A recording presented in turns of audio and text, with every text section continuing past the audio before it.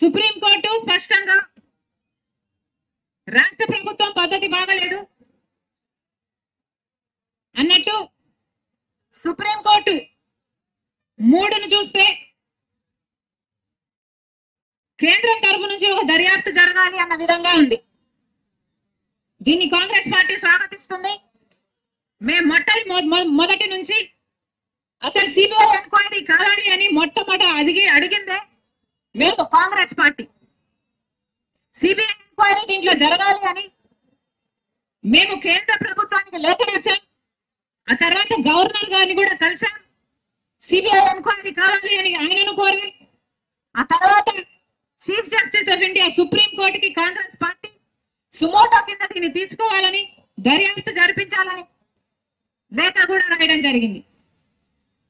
ఈరోజు ఇవన్నీ పరిగణలోకి తీసుకొని సుప్రీంకోర్టు ఈరోజు అనుకూలంగా చంద్రబాబు గారి సిట్టు మీద నమ్మకం లేదు, దర్యాప్తు కేంద్ర స్థాయిలో జరగాలి అన్న రీతిలో సుప్రీంకోర్టు స్పందిస్తుంది అని ఆశిస్తూ మళ్ళీ ఒకసారి గుర్తు చేస్తున్నా, మేము కూడా ఇది వరకు ఈ మతాన్ని రాజకీయాలకు వాడొద్దండి అని సుప్రీంకోర్టు ఈ రోజు చెప్పిన మాటే మేము గత కొన్ని రోజులుగా చెప్పుకుంటూ వచ్చాం.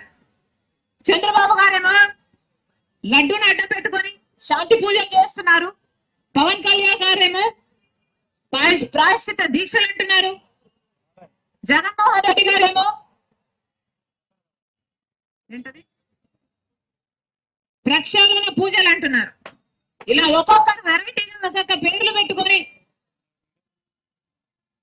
మతాన్ని కూడా రాజకీయాన్ని చేయడం కాంగ్రెస్ పార్టీ పూర్తిగా ఖండించింది. అదే విషయాన్ని ఈరోజు మళ్ళీ సుప్రీంకోర్టు కూడా చెప్పింది. సుప్రీంకోర్టు తీర్పు ఎప్పుడు వస్తుందా అని మేము కూడా ఎదురు చూస్తున్నాం.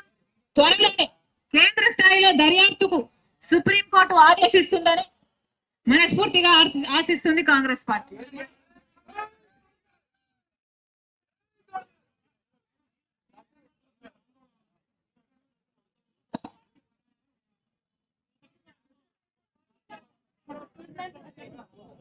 ఇప్పుడు వెళ్తున్నాం స్టీల్ ప్లాంట్ కి, మేము కూడా వెళ్తున్నాం, మీరు కూడా రావాలని కోరుకుంటున్నాం. ఈరోజు స్టీల్ ప్లాంట్ లో జరుగుతున్న అన్యాయం ఈ రోజు మొదలైంది కాదు. స్టీల్ ప్లాంట్ కు కాంగ్రెస్ పార్టీ రావడానికి కారణం, ఆ ప్లాంట్ నిలబడడానికి కాంగ్రెస్ పార్టీ కారణం.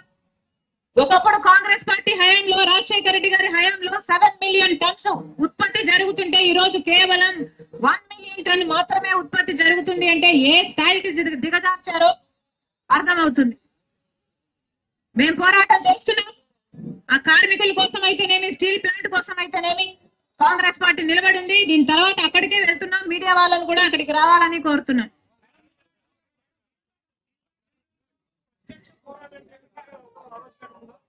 అవసరమైతే అవి కూడా చేస్తాం. Why not?